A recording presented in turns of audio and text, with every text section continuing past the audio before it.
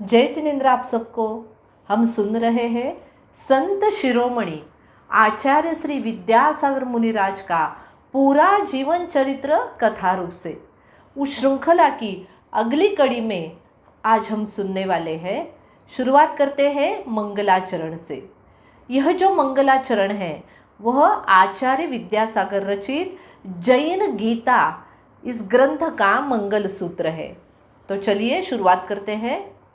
हे शांत संत अरहंत अनंत ज्ञाता, हे शुद्ध बुद्ध शिव सिद्ध बद्धदाता, आचार्य वर्य जाय सुसाधु सिंधु, मैं बार बार तुम पाद पयोज वंदु, मैं बार बार तुम पाद पयोज वंदु।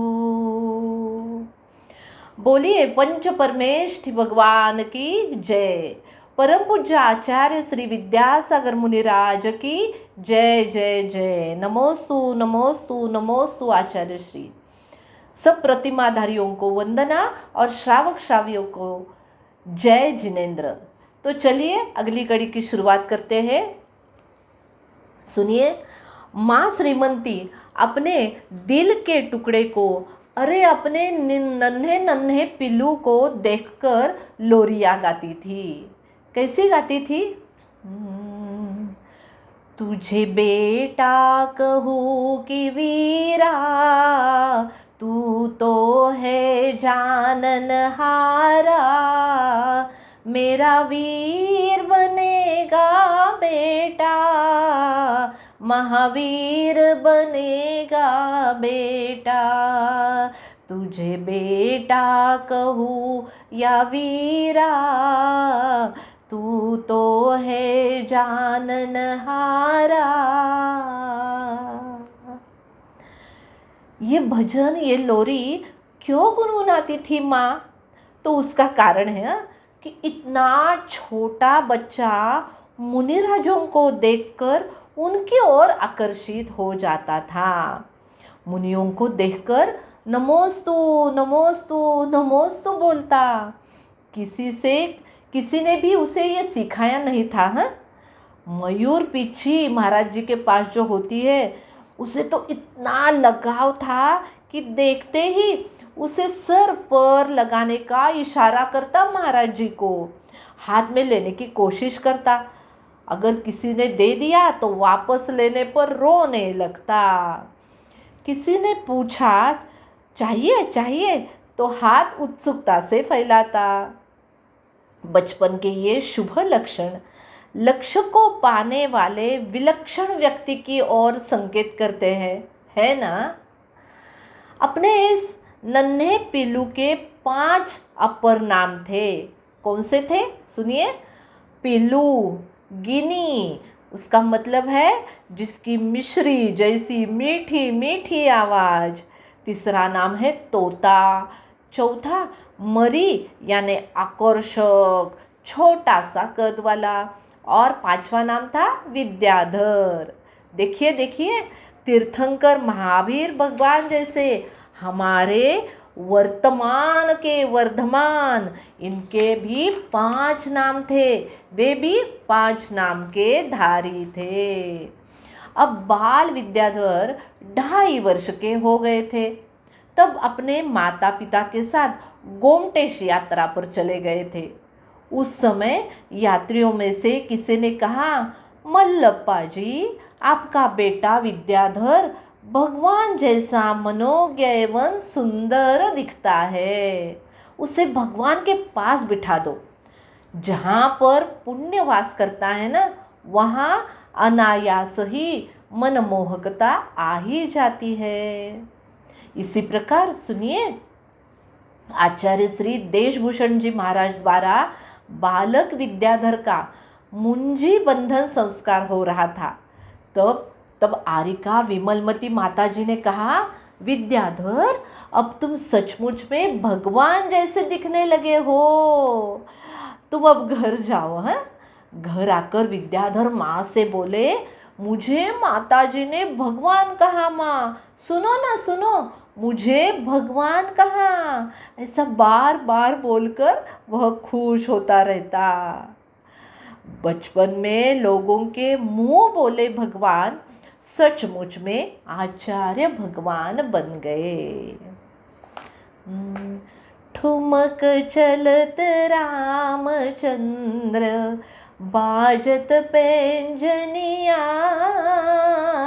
ठुमक चलत रामचंद्र, बाजत पैंजनिया।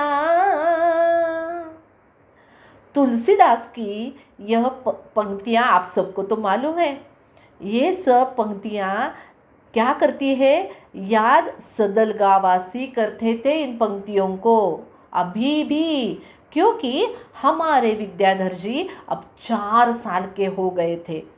कैसे दिख रहे थे वो, और छोटे छोटे पाँव, सुंदर कटी, उस पर चमकती करधनी, गोल पेट, सुडोल देह, बड़ी बड़ी आंखें, सिर पर काले रेशमी घुंघराले बाल, मीठी मीठी बोली, चेहरे पर खिलती हुई मुस्कान।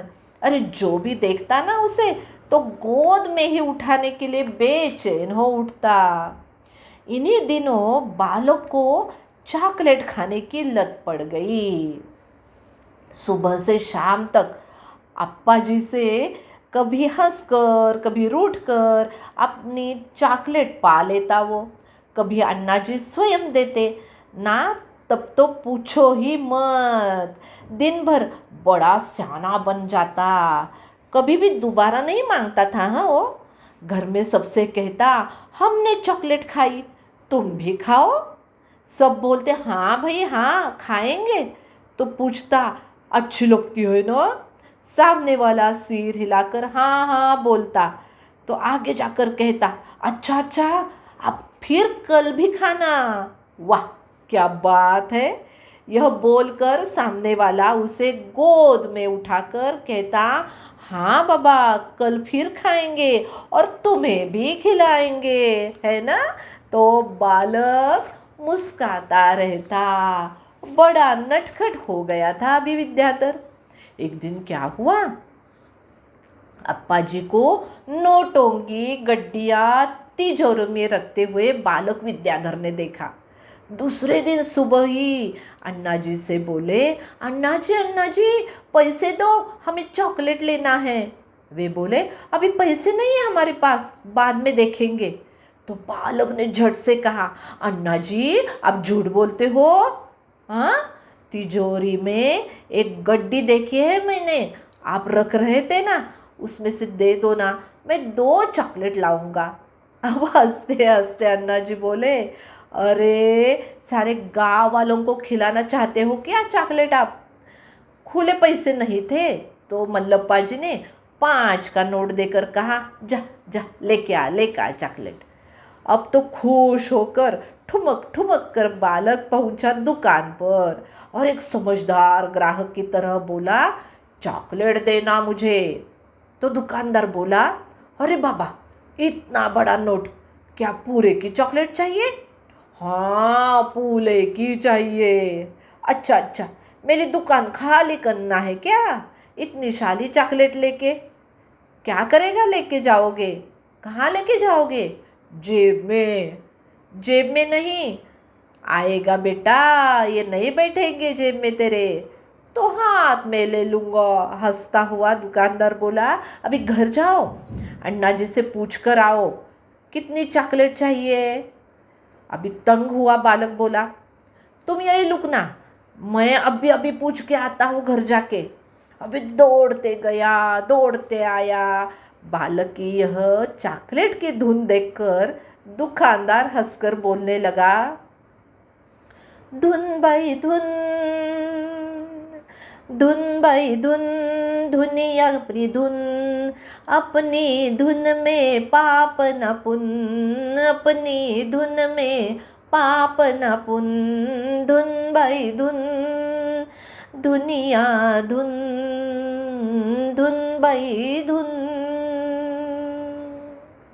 अब अन्ना जी ने बताया, वैसे उसने एक चॉकलेट बालक को दी। चवन्नी जेब में रखी और शेष पैसे एक पुड़िया में लपेट के दूसरे हाथ में दे दी। ये सब लेकर फर्र से उड़कर वो घर पहुंचा। पुड़िया पिताजी को दे दी। बाकी जायदाद अपने जेब में रखी थी, उसे अपने पास रख दी। शाम को दुकानदार घंटा भर पिल्लू की प्रशंसा करता रहा। मल्लप्पा जी के पास, पिताजी के पास। हंसते हंसते पिताजी ने एक बात सोची। क्या थी वो बात? इष्ट सिद्धि की दिशा में इस नन्हे बालक के प्रयास और लगन बहुत ही सराहनीय है। जो चाहिए उसके लिए, जो ध्येय है उसके लिए ये बेटा बहुत अच्छा पुरुषार्थ करेगा आगे जाकर भी। पिताजी ने ये सोचा और हम सब जानते हैं वैसा ही पुरुषार्थ उन्होंने पूरे जीवन भर किया है ना। तो अगली कड़ी में हम सुनेंगे बालक विद्याधर का प्रवेश विद्या मंदिर में। तब तक आप सबको जय जिनेंद्र। सब जीवों के प्रति मंगल भावना। मंगल मंगल हो ये जगत में सब मंगलमय हो। मंगल मंगल हो ये जगत में सब मंगलमय हो। जय जिनेंद्र।